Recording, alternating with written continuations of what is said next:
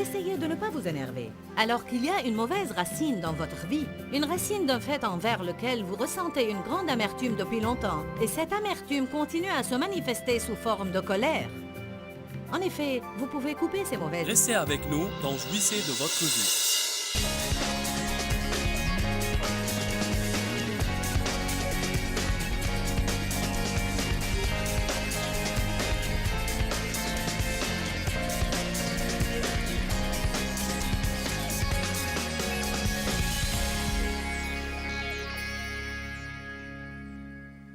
Le temps des semailles. Le temps des semailles, c'est quand on apprend à faire la volonté de Dieu. Chaque fois que je choisis la volonté de Dieu au lieu de la mienne, je suis en train de semer une bonne graine qui entraînera finalement une récolte dans ma vie. C'est ça l'obéissance, un temps de semailles. Marc chapitre 4 nous enseigne la parabole du semeur qui sème des graines et nous savons que la graine est la parole de Dieu. Allez à Jacques 1.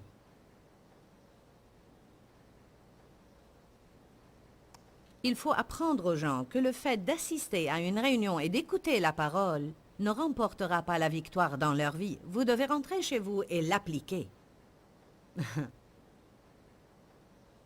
Nous l'écoutons pour qu'on puisse la déclarer, pour qu'on puisse la contempler, pour qu'on puisse l'appliquer. Jacques 1, 21.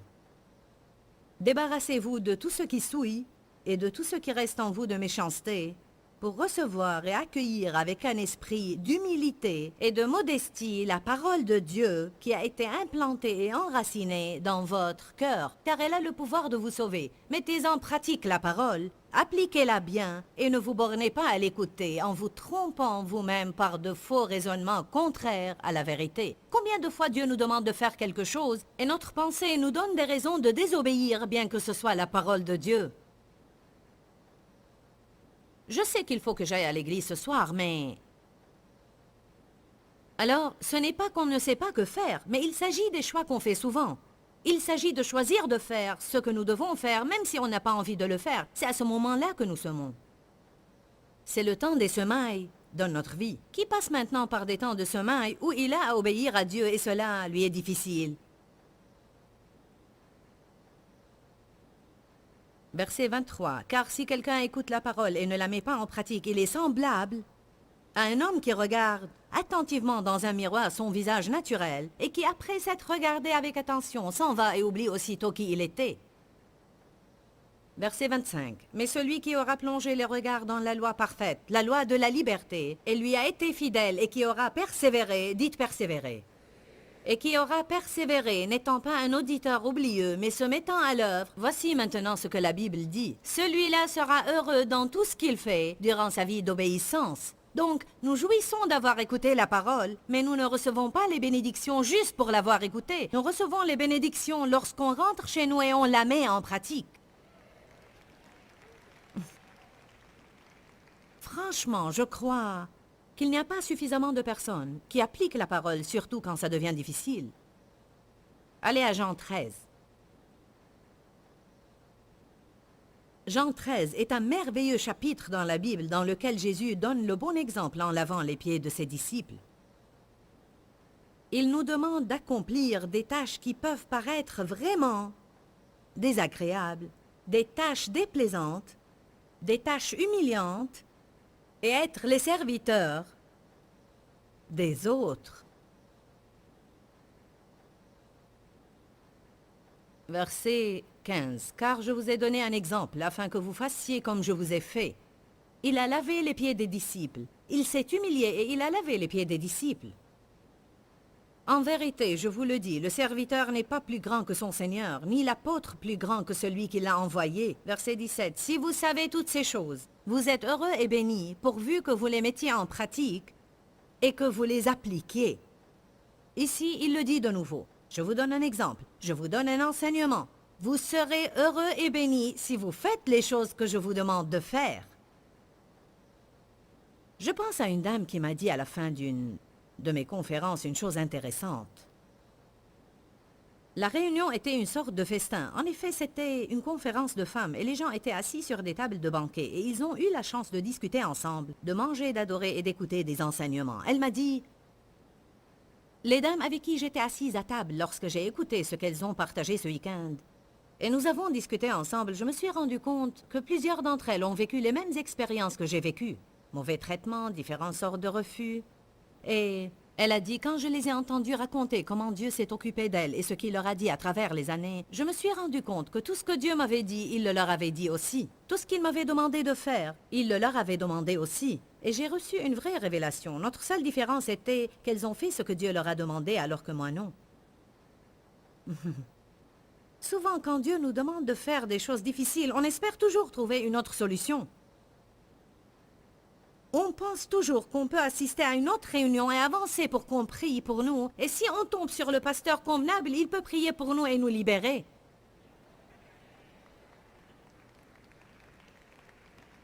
Il est magnifique que les autres prient pour vous. J'aime beaucoup prier pour les autres. C'est l'une des choses qui me manque vraiment.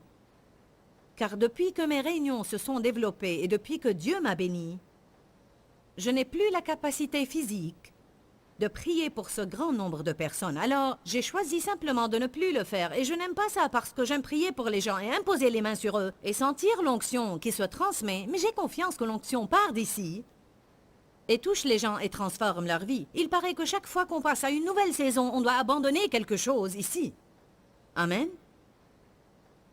J'aime prier pour les autres, mais je vous dis franchement, bien que je suis consciente qu'il y a des temps où l'on reçoit des percées miraculeuses, lorsque quelqu'un prie pour nous, je crois que souvent la prière des autres est un pansement sur notre problème qui nous encourage à persévérer et à rester fort jusqu'à ce qu'on arrive à faire ce que Dieu nous a demandé de faire.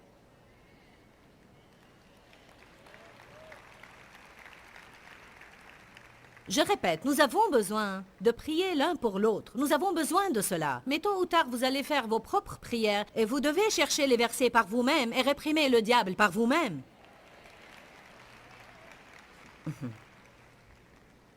Et si quelqu'un vous dit le contraire, vous allez être vraiment déçu. Vous serez bénis si vous pratiquez. Matthieu 7, 21. Ce n'est pas en me disant « Seigneur, Seigneur » qu'on entrera dans le royaume des cieux, mais c'est en faisant la volonté de mon Père qui est dans les cieux. Il faut que nous réalisions que Dieu s'attend à ce que nous menions des vies saintes. Et il s'agit non seulement d'aller à l'église, avoir les dons de l'esprit, pousser des cris de joie et posséder des cassettes d'enseignement. L'important est, allons-nous faire la volonté de Dieu ou non? Hébreux 12, verset 14 dit « Recherchez la paix avec tous et la sanctification sans laquelle personne ne verra le Seigneur. » Ce verset met la crainte du Seigneur en moi. Recherchez, poursuivez de toute votre force, implorez, cherchez, poursuivez la sainteté et la consécration sans lesquelles personne ne verra le Seigneur. Joyce, je crois en Jésus-Christ et je pense qu'il suffit d'avoir la foi. Oui, mais Jacques dit, si vous avez vraiment la foi, vous allez la pratiquer. Il nous dit, vous ne pouvez pas me montrer votre foi sans œuvre. Comment puis-je dire que je crois en Dieu si je ne fais pas ce qu'il veut? Dieu voudrait que nous fassions tout par la foi. Il ne veut pas que nous pensions que nos œuvres nous emmèneront au ciel. La foi vient en premier. Puis si j'ai la foi, comment pourrais-je ne pas la mettre en pratique et obéir? Ou au moins faire un effort pour apprendre à obéir. Personne n'est obéissant à 100%, mais grâce à Dieu, nous continuons à persévérer. Nous devons continuer à détester le péché. Nous ne pouvons pas le tolérer et penser qu'on peut y tenir. Mais Dieu comprend. Dieu comprend que je vis avec mon petit copain depuis 4 ans. Oui, Dieu comprend. Je sais quand je dis ceci qu'il y a plusieurs d'entre vous maintenant qui vivent comme ça. Et à l'instant, ils se rebellent et s'indignent. Je ne veux pas vous blesser, mais j'essaie de vous dire que ce que Dieu comprend, c'est sa parole. Elle n'a pas changé, même si on est au 21e siècle.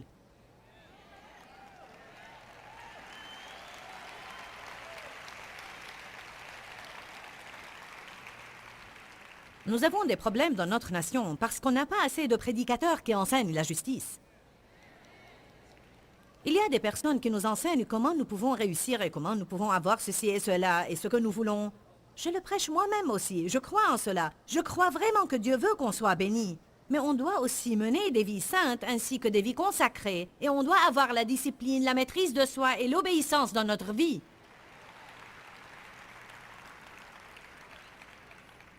Je ne serais pas en train d'accomplir ma tâche si je ne vous disais pas « Ne regardez pas ces impuretés à la télé car elles empoisonnent votre esprit. » N'allez pas au ciné pour regarder des films pleins de nudité et voir des couples qui vivent dans une promiscuité sexuelle et penser que ça ne va pas affecter vos pensées et votre mariage. Je crois que les prédicateurs doivent prêcher ceci régulièrement. Nous sommes tous des brebis et nous avons besoin d'un berger qui nous guide.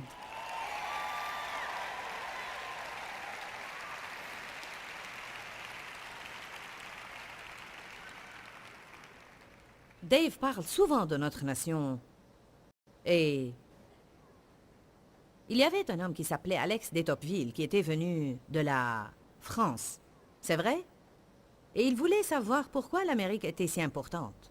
Il ne comprenait pas pourquoi l'Amérique était devenue une nation si importante. Alors il est venu pour faire des études sur ce sujet. Il a regardé partout, il a tout examiné, il a tout étudié. Mais il n'a rien trouvé, ni ici, ni là-bas, ni autre part. Il a dit, ce n'est que lorsque j'ai examiné les chaires de l'Amérique et je les ai trouvées pleines de pasteurs qui enseignent la justice que j'ai compris pourquoi l'Amérique était si importante. La seule raison pour laquelle l'Amérique était si importante est que nous avions été par notre constitution une nation pieuse. Et maintenant, on tend à exclure Dieu de tout. Et vous pouvez voir ce qui se passe moralement. On est en train d'aller vers l'immoralité totale. De nos jours, beaucoup de prédicateurs n'osent pas prêcher la justice, de crainte de perdre des membres dans leur église, parce que personne ne veut que vous le confrontiez et que vous lui disiez « Ne fais pas cela ». À mon avis, ils n'osent pas prêcher la justice et la sainteté de crainte de perdre leurs donateurs.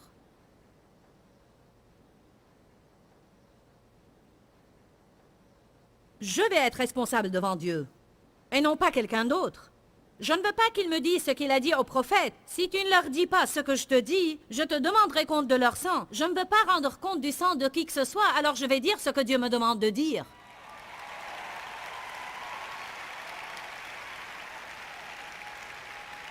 De toute façon, les gens ne vont jamais être contents s'ils vivent dans le péché. Vous n'allez pas être content si vous faites des choses que vous savez en votre fort intérieur qu'elles sont mauvaises.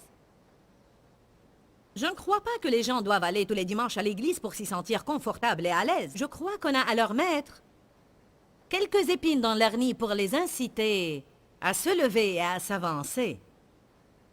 Je ne veux pas dire aller à une nouvelle église, mais s'élever spirituellement. D'habitude, quand on confronte les gens, ils vont à une autre église. Je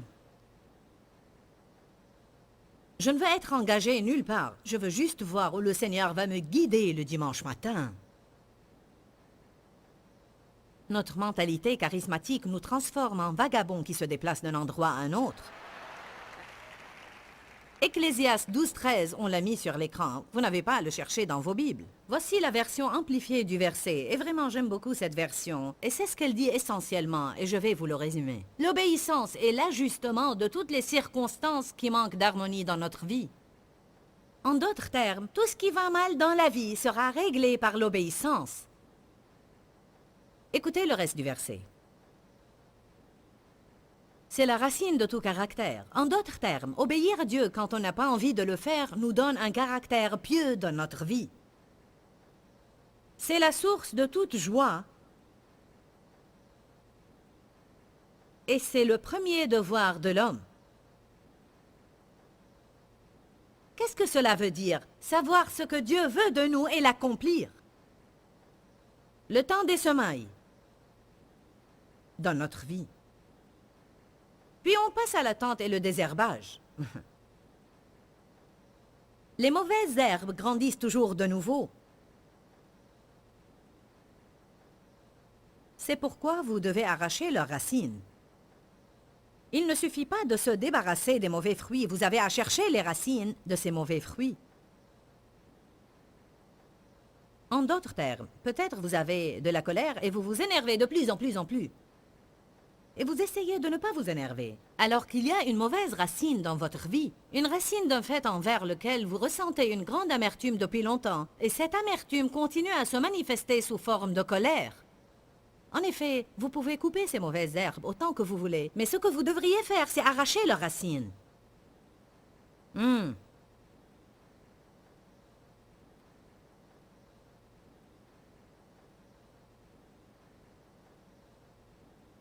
Après l'obéissance, on passe toujours à une période d'attente.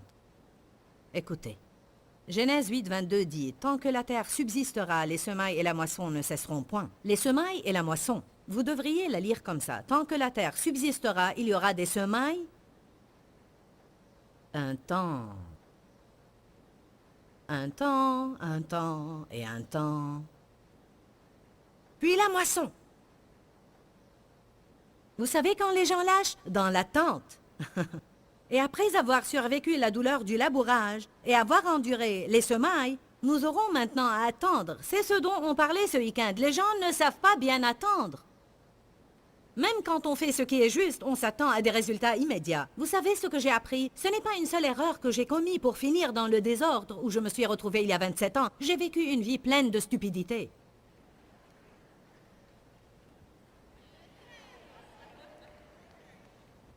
J'ai vécu une vie pleine de stupidité et je n'allais pas surmonter cela en faisant 3 bons choix. Alors on doit le faire encore et encore et encore et encore et encore et encore, parce qu'au début, notre vie n'était rien qu'un champ plein de mauvaises herbes. Il faut alors semer beaucoup et beaucoup de bonnes graines qui étoufferont les mauvaises herbes. J'espère que quelqu'un me comprendra. Semaille. Comme lorsque vous donnez semaille, temps. Cela nécessite le fruit appelé longanimité. Longanimité. Ce n'est pas longanimité.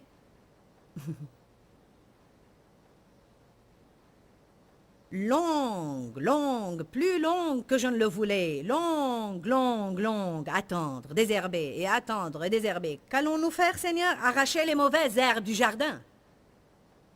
Que fait le cultivateur après avoir labouré et semé les graines? Que fait le cultivateur en attendant la récolte?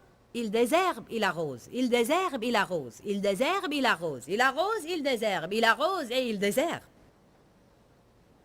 Il doit toujours se débarrasser des mauvaises herbes. Il ne suffit pas de semer des graines dans un jardin. Il faut toujours arracher les mauvaises herbes, car si vous ne le faites pas, les mauvaises herbes étoufferont les graines.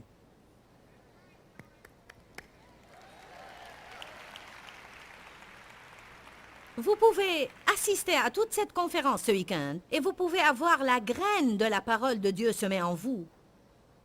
Et une fois vous rentrez chez vous et vous trouvez que votre famille n'a pas gardé la maison aussi propre que vous l'avez désiré, vous vous énervez de tout le monde, vous hurlez, vous tempêtez, et vous savez quoi? Si vous n'arrachez pas ces mauvaises herbes, vous allez étouffer vos graines. Cela veut-il dire qu'il faut rentrer chez vous et être parfait? Non. Mais au moins, si vous agissez de cette façon, repentez-vous et dites « J'ai eu une mauvaise attitude. Je suis désolé, je vous prie de me pardonner. » Quand on commet des erreurs dans la vie, on doit les confronter. On doit s'humilier, retourner sur nos pas et régler les choses. On a parlé de l'importance d'apprendre comment attendre. Nous devons attendre avec patience, sans être frustrés et gênés tout le temps. Il faut attendre avec patience et espérance. Il faut attendre avec une attitude positive. Il faut attendre avec une confession positive. Il faut continuer et persévérer à faire le bien aux autres. Pendant que nous attendons, nous souffrons et nous labourons.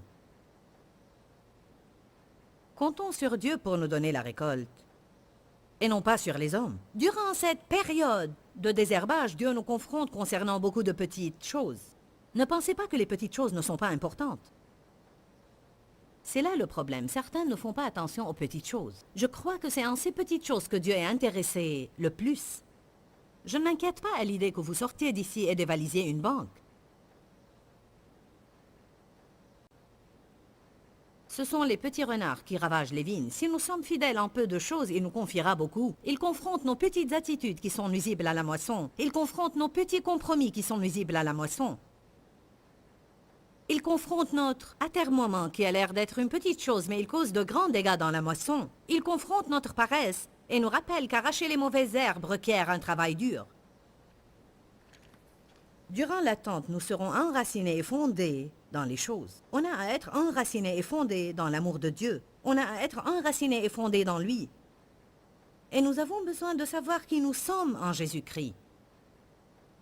Amen. Parfois, être enraciné dans quelque chose consiste à l'entendre de nouveau, et de nouveau, et de nouveau, et de nouveau, et de nouveau, et de nouveau. Et je répète, je crois que cette attitude de paresse nous empêche vraiment de comprendre ce que nous entendons. Ce sont des informations qui ne deviennent pas révélations.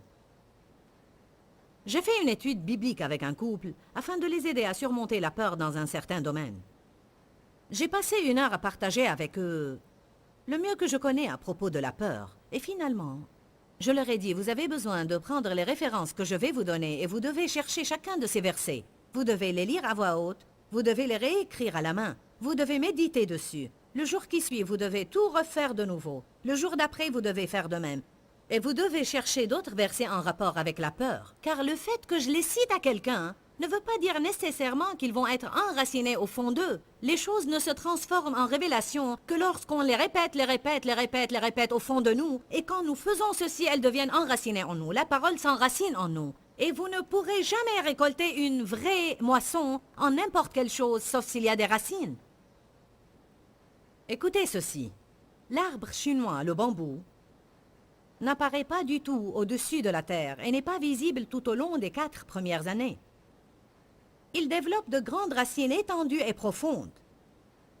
Mais tout à coup, durant la 5e année, il grandit pour atteindre la longueur de 80 pieds.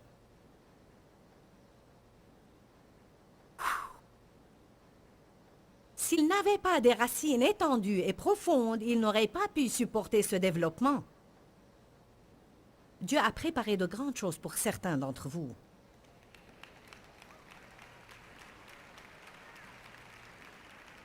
Mais vaut mieux être enraciné et fondé. Vaut mieux être préparé. Vaut mieux laisser le Seigneur labourer. Vaut mieux arracher les mauvaises herbes. Car il ne suffit pas de prier une seule prière pour recevoir un grand miracle. Il faut faire plus que ça. J'aime cela. Les 4 premières années, imaginez comme c'est décourageant. 4 années et rien n'apparaît. Peut-être un tout petit développement comme ça. Et ça va devenir un arbre. Tout à coup, la 5e année arrive, car durant 4 années, quelque chose se passait au-dessous de la terre. Beaucoup de choses doivent se passer ici avant que vous ne puissiez les voir. Tout d'un coup, à la 5e année...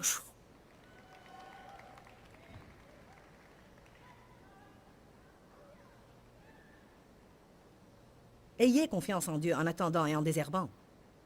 Il est en train de faire le nécessaire pour une moisson abondante, bien au-delà de tout ce que nous pouvons attendre.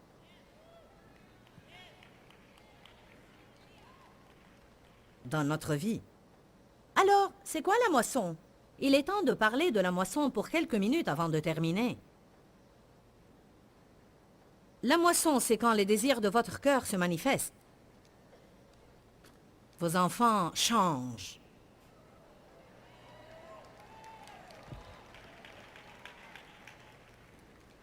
Vous les amenez à l'église encore une fois et tout d'un coup, ils changent.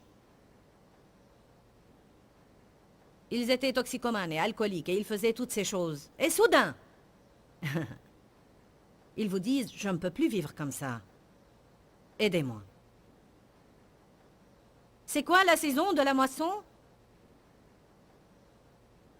C'est quand la prospérité se manifeste. Vous trouvez la grâce là où vous allez. La promotion et l'honneur se manifestent. J'aime le verbe manifester. Il signifie au vu et au su de tout le monde. Le Seigneur vous concilie même vos ennemis.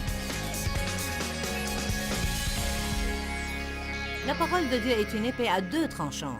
Et je crois que l'un de ces tranchants amène les bénédictions des cieux et l'autre vainc le royaume des ténèbres. Que le Seigneur vous bénisse. N'oubliez pas qu'il y a la vie dans la parole de Dieu. Et à très bientôt.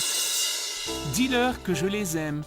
Dans ce livret, Joyce Meyer donne une révélation de l'amour de Dieu pour nous.